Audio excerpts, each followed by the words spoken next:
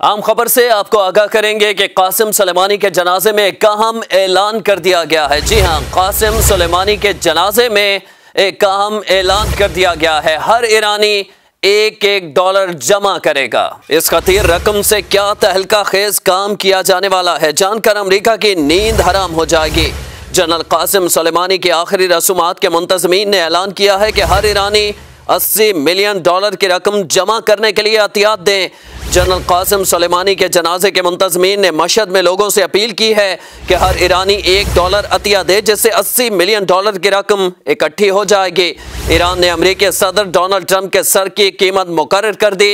Iran के general Qasem Sulemani के supporters और ईरानी हुकाम ने ट्रंप को कत्ल करने वाले शख्स को $80 मिलियन इनाम देने का ऐलान कर दिया है।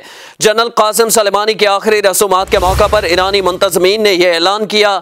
ईरानी हुकाम ने अमेरिकी सदर ट्रंप से जनरल कासिम सुलेमानी का बदला लेने के लिए अमेरिकी सदर के सर की कीमत मुकर्रर कर दी है। अब तक के लिए इतना ही। मजीद खबरों और अपडेट्स के लिए हमारा चैनल सब्सक्राइब कीजिए और देखते रहिए औसाफ डिजिटल।